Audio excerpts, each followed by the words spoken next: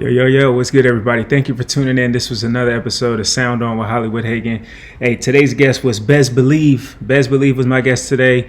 Sorry we had some technical difficulties on this video, this interview here, but definitely got a chance to tap into his social media strategies, his music, where he's from. So I hope you guys tune in and enjoy.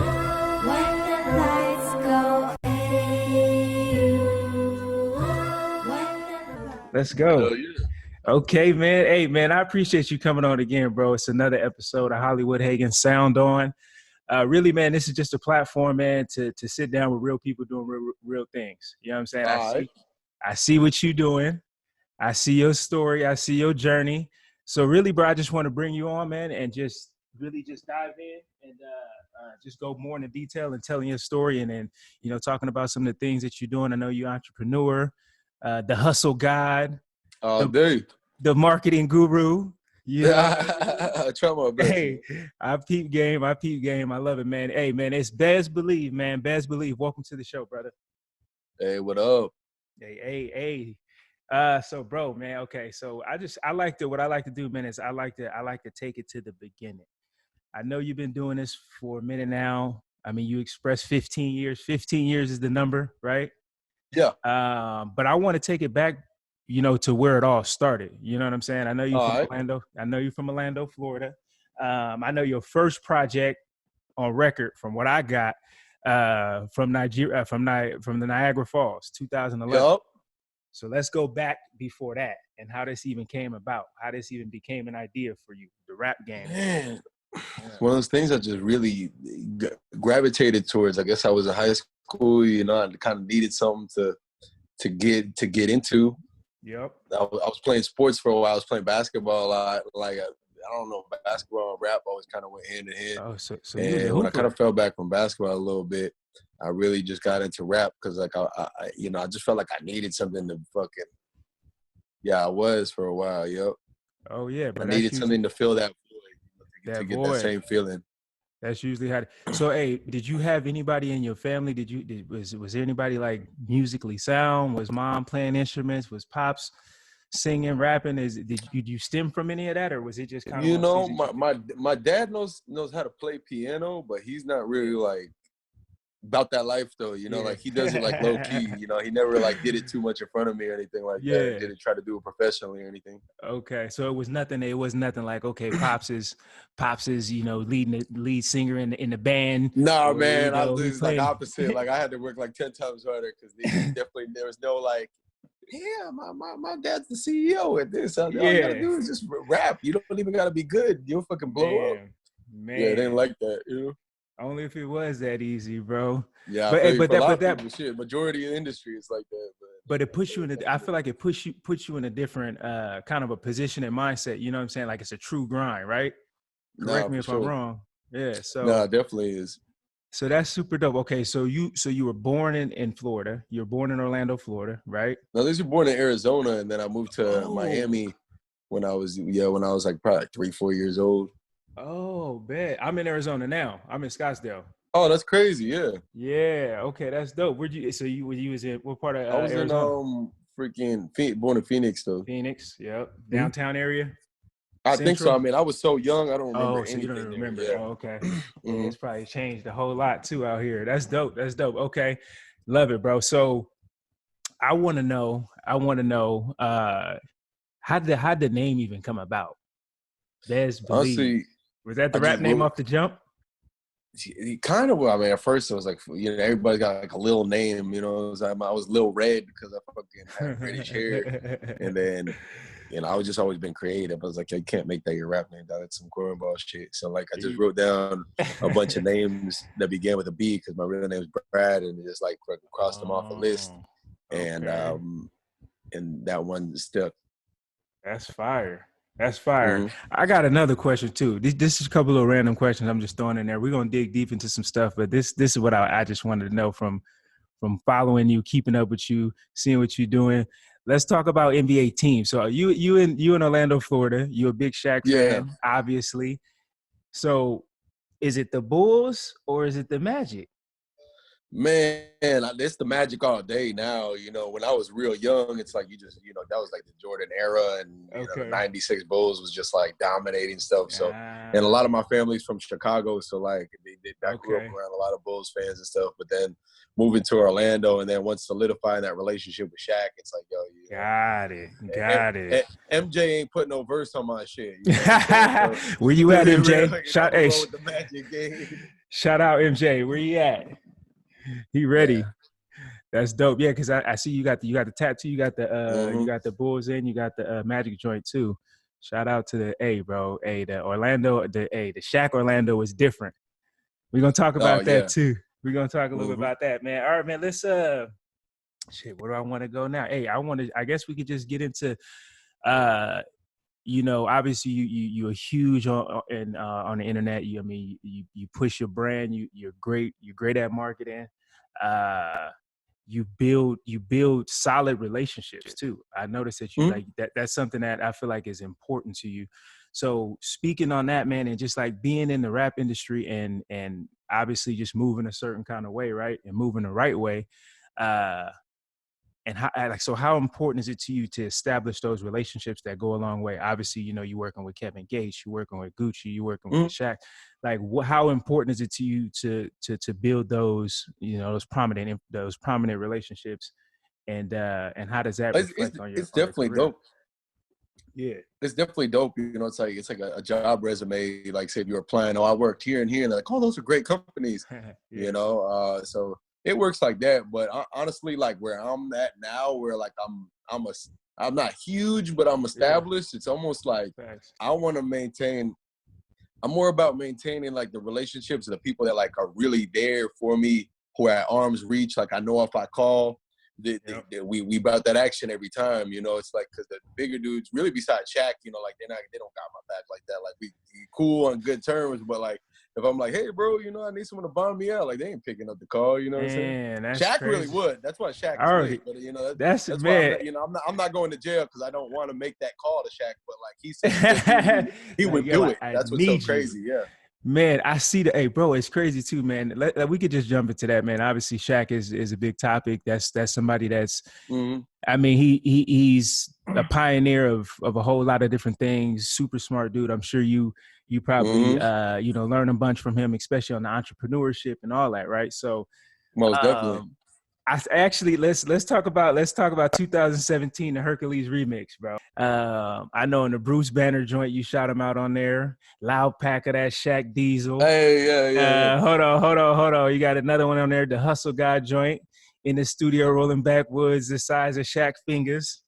I was like, okay, he really putting on, and I could see the relationship, bro, and like you mentioned before, like those true relationships that you know are there are the important ones. So let's talk about it, bro. Like, I mean, what has he done to impact you, and then kind of how's that relationship been up to date?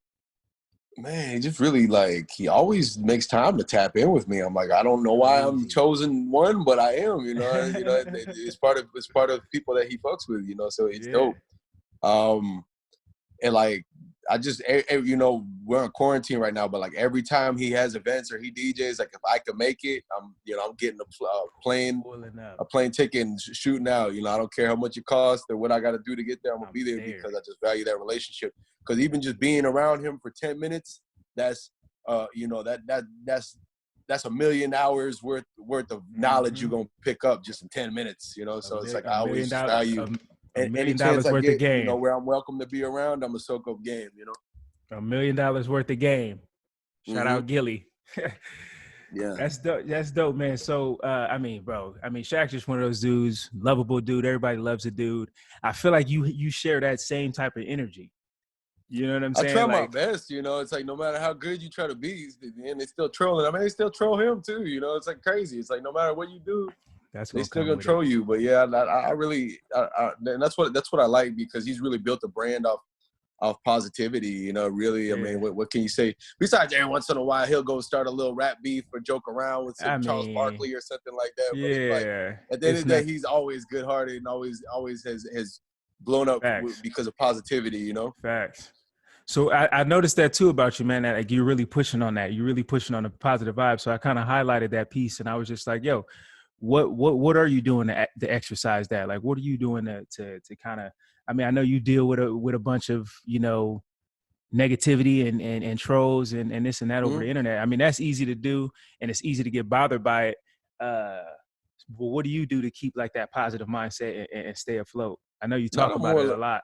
You know, I'm more of a young OG, so I just been there, seen it all. But like when I was younger, it's like once I learned about, because like positivity is a choice and your mentality is a choice. It's like once I learned how to control your thoughts and things like that, like, you know, these are things they don't teach you in school. So like it wasn't until maybe I was like 18, 19, maybe my 20s, I think, when I started really learning that stuff, you know, because I actually like came across some tapes my uncle gave me by this guy Dale Carnegie called like How to Win Friends and Influence People. And like I just learned so much from it. So like then positivity became a choice. So when people you know try to bring me down or whatever, I'm like, okay, I can either, you know, get depressed or I could be positive. It's a choice, you know. And you know, like when you're real young, you don't know it's a choice. So you just go with the emotion and you got to know positivity is a choice, man. Absolutely. Hey, and the second that you make that choice, the second you start reaping the benefit of that, bro. Most definitely. Absolutely, bro. I love that mentality, bro. Hey, keep that going. Cause hey, it shows, bro. It shows in your content and it shows in like how you move, man. I feel like I don't know you, but I feel like I know you. You know what I'm saying? Thank you, man. I appreciate it. I'm glad you noticed it, because boy, them trolls will try to be, you're the fucking biggest piece of shit in the world. Bro, I'm like, bro, I don't even know what I did. Shit, I didn't do nothing to you. You don't even know me. They just sit behind it. They sit behind their phone. Yeah, they bro, sit behind that's all that is, bro. I'll be like, have a good, man, I hope you have a blessed day. It'll be more blessed if you died. I'll be like, what the fuck? What I even do to you? Shit. Hey, bro, hey, you got to kill him with kindness is what they say, right? You got to kill him with kindness, bro. Sometimes I clap back, dog. Like, I know people, man, and I don't even know if I want to say this in an interview, but like everyone's like, oh, suicide. Awareness. And some of these motherfuckers, like, I hope they just fucking just take their lives, dog, because they just spreading so much fucking negativity. Like, I feel bad for suicide. Like, if it's a kid getting bullied, he's a good kid, man. He might just be small or something, and people are just picking on him. But like, if you're just walking around your day, ugly shirt, bro, you're fucking whack. You suck, fucking on the internet. Just end it, because like cyberbullying. You're spreading negativity. Oh man, now you're affecting other people's lives. Like, I gotta understand, man. Don't kill yourself if like you feel bad about yourself or you're self-conscious. But like, if you're out there just spreading negativity, like, man, go pull the trigger, motherfucker. You know, like, get out of here. Now you're affecting other people's lives, dog. Man, just telling you, it's toxic. It's toxic. Yeah, with them toxic 2020. With negative ass people off this earth, they could prevent more suicides. If they would just kill themselves, they could probably save 3 kids' lives that they were fucking trying to bully. You know, that's crazy if you really think about it like that. Like, are you the problem, or are you part of the problem, or are you both? It's crazy, man. It's a real thing, man. I mean, like, let's talk about that. Let's dive into like the content, the creating content side of things, and kind of what you do strategically there, bro. Because I'm impressed on how up to speed and up to date you are with everything, and then like, you know, the different challenges and things like that. How do you stay creative in that realm and keep the music thing going, and then, you know, everything else that's, you know, that you're working with in life? Like, how do you juggle that? Dude, it's difficult. You just always have to like stay on top of it, and you know, just have good people around you, honestly, who are just also creative, because then y'all could just bounce ideas from each other. And one day it might be homie's idea, one day it might be your idea, one day it'll be their idea, and y'all collaborate together as a team and put together great ideas, you know? So how important is that, bro? How important is that to have, like, you talk about team, right? And I mean, everybody needs one, right? At the end of the day. Nah, for sure. So how important is that to you, to kind of to push yourself creatively and to kind of motivate each other and bounce ideas? Like, how important is that for you to have that solidified team to come up with some of the things and ideas that you come up with? You know, in this day and age with the cell phones and stuff like that, like you could get pretty damn far as a one-man band with a cell phone. Absolutely. you know, it's more fun when you have good teammates. And then like if you really want to reach that ultra next level, like you got to have a team behind you. But boy, you could get far with just a cell phone now, you know. That's real. Like with a cell phone, a tripod, and like a little remote. Yeah, I know. It's a wrap. It's crazy how much has changed. I mean, you could definitely tell a difference from a cell phone in a production, like a professional production setup. But for the most part, you could really. What's make crazy is sometimes these fans they want the cell phone shit. I'll freaking put out the best music video of my life. I think it's amazing, and then I'll get more views on some selfie shit, just doing something stupid. Because that's the biggest letdown that I get. Like I freaking poured vodka on my dick and got 30,000 views, and then I did a professional ass interview. The dude asked great questions and got like 6,000. You know what I'm saying? I saw that. I saw all that, bro. I saw all that. So it kind of like I'm like, really, man, bro, because we live in such a like right now. Exactly, instant gratification. Like it's instant gratification. So they like anything past 10 minutes is too much for anybody nowadays. Yeah, It's crazy.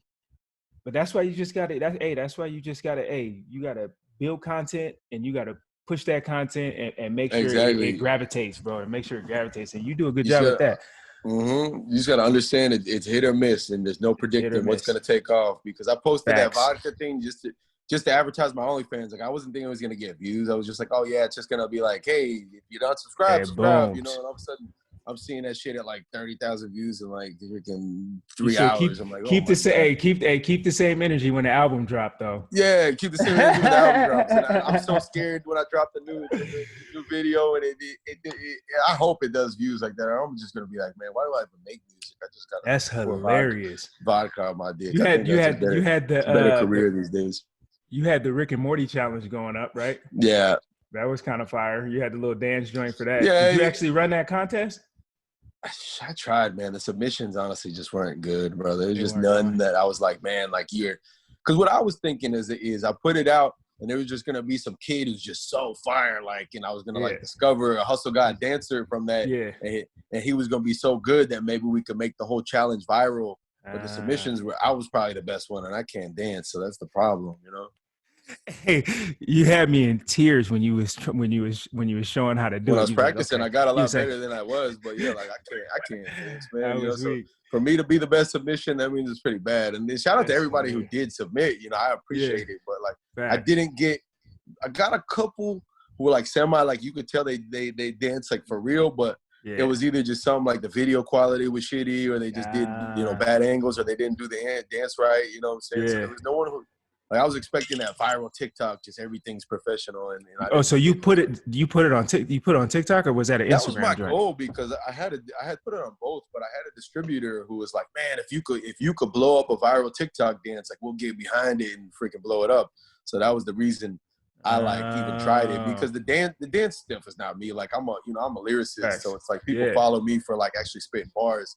But I gave the dance thing a try. You know, it's trial or error. Some things are hit or miss. That's I just learned. You know, because I thought it was gonna be way bigger than it was, and it kind of flopped. And then I go spit a freestyle in my car, just straight live, and it takes off. You know, it went crazy. That was the country trapper joint, right?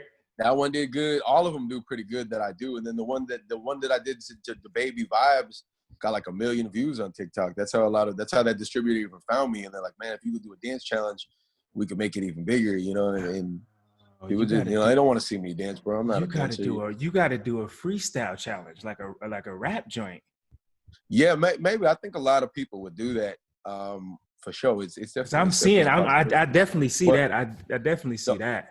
The only thing with TikTok though is they wanted the reason the dance challenges are good, because when they say if you got 1 million people doing it to your song, you're getting paid for all those streams. If they're spitting to it, then they're doing something original, you know, to your beat. So it's like they're not, even if they're doing that instrumental, you're not getting paid for it because it's not a stream, you know. Got it. Okay, but we got to figure out a way to get creative with that though, because you definitely be spitting, you definitely be rapping. Yeah, I appreciate it. And we're gonna talk about that, because I know that's how a lot of people gravitate to you, man. You expressed the story how you even met Shaq, because you said Shaq came across one of your videos. It was Hercules, right? And then he said he wanted to jump on it, right? He said he was just randomly on a plane or something like that. Yeah, he's on a plane. They said he Okay. just woke up and the video's on there, and then he's like, "Whoa, this is dope." And then he saw at the end, it said I was from Orlando. He's like, "Oh man, this kid's from Orlando too." Okay. And this was when? This was what, like 2016? Yeah, about 2016, 17. Yep. Mm-hmm. Okay. And was Hercules a single, or was that on Hustle God? Man, it was a song that I named the whole album Hercules, because it was like a song that was like, it was buzzing on a local level in Orlando, like really hard. Okay. It was like, I'd say it was one of the biggest like singles that got me, in the game, like especially like on a local level. I was definitely crushing that one. Every time I performed it or went places, they're like, "Yo, I don't know, something about that Hercules song is crazy." Okay. So that's really how that one came. And then I just kept, you know how the game is. It's like, to blow up a song, like you gotta market it for like a year or two. So I just kept remarketing the song and putting out new projects and stuff. Yeah. Wait, so Shaq got on it, so that gave me a new excuse to put it. The song went. And then y'all dropped the video a year later, right? Yeah, because the video came out 2017. Pushed that song from like 2015. Yo, I appreciate you guys again for tuning in for another episode of Sound On with Hollywood with Bezzbelieve. Hey, check it out. Isolation out on all streaming platforms right now. Apple Music. You can find them on YouTube. Bezzbelieve, Bezzbelieve. Find him on Instagram. Dude's super entertaining. Tidal Wave coming out May 8th. May 8th, he's dropping Tidal Wave. So keep an eye out on Tidal Wave. Again, shout out to Bezzbelieve, man. Until next time. Skirt off in that bed and I disappear. I disappear. Work touchdown, make it disappear. Blind to the bullshit, my vision clear. Fucked around and made myself a millionaire. Don't see nobody, don't hear nobody. Tell Booby Black to take some hoes to meet us in the lobby. Pull up now, your baby mama riding shot. Swerving in that back, bumping Kevin Gates, John Gotti. Prayed up my roof down. Graduated from a half ounce to 20K in my truth now. Stash house on Hercules. Hustle game like Luca Brasi. Teamwork make the dream work, so I brought y'all for everybody. Ride for my day one, smile at my enemies. Thumbing through the paper, I got breadwinner tendencies. I just live and let God do